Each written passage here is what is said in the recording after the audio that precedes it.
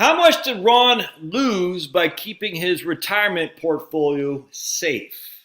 All right, I deal with this quite a bit, as a matter of fact, and it's somewhat frustrating. Not for my man Ronnie Reagan, but I hear these guys all the time after the fact. You know, Monday morning quarterback. So my man Ron's the guy who's working with today. He's a legend, and he's crushing.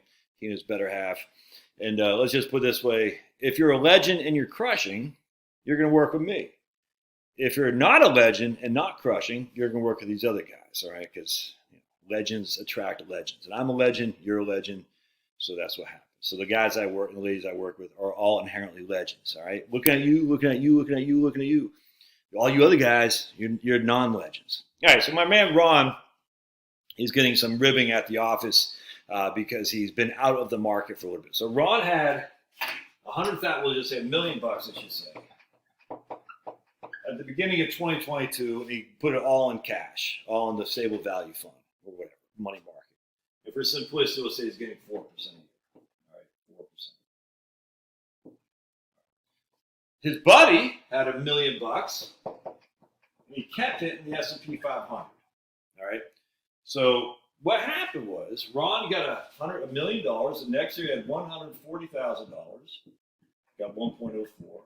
Right. This guy though was down 20%. So now he's at $800,000. All right. So right now Ron's like, man, I'm $240,000 ahead of you. But this guy, because he's an S&P 500, got 1.25 the next year. All right, 1.25 on $800,000 is $1 million. So first of all, the first thing that should jump out at you is it takes 25% to make up a 20% decline. All right, this is without pulling money out either. If you're pulling money out, it takes a hell of a lot more than 25% to make up a 20% decline. But you got to know how the numbers work, the numbers of losses. Down 20%, you got to be up 25% to make up. Ron, because he wasn't down 20%, 104,000 times 1.100 1040000 times 1.04.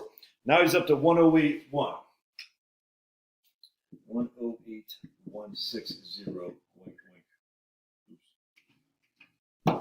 108. 108.1600. All right, so Ron is up 81,000 over this guy. But this guy the next year also got 1.25, and Ron's only getting 1.04. All right, so Ron is now up to 1.04, 112, 112,486, 0. Where this guy's up to 1.25. So this guy now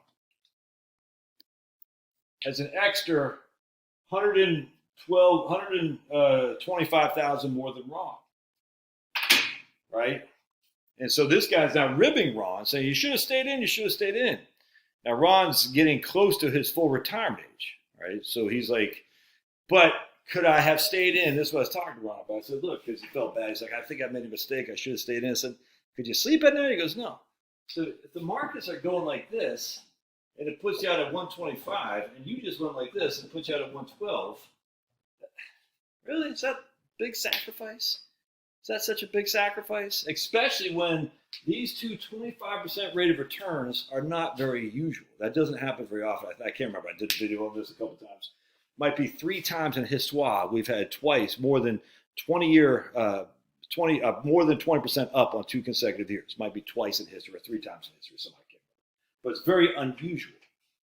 20% declines are very usual, 100%. I'd say once every 5 years we go into a bear market, maybe once every 4.5 years.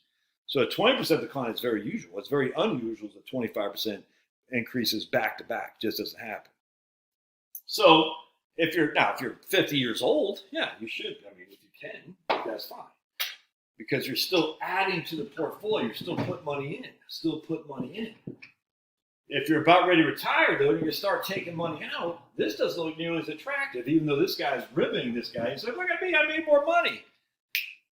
All right, but what happens next year? All right? What happens the year after? Are you really going to expect another 25% rate of return? I'm not saying you're not. I'm just saying, is Ron that far behind? that much further behind, given that he missed this year. And especially on the cusp of retirement, the answer is no. Ron isn't that far behind because he's like, man, I missed all that stuff. I could sleep at night. I still got 125,000 more than I started 3 years ago without having the risk. This guy's got 250,000 more than he started with a risk, but he also remembers he was down to 800,000 bucks right there. So in 2025, what's he going to get? Let's just say he's down 5%. Let's say he's down 5 minus 5, and Ron again is up 1.04. Again, just for simplicity, 1.04. All right, so let's look at this. I'm just throwing this out there. But now we got 1,250 minus 5%. This guy's at 1187. 1187.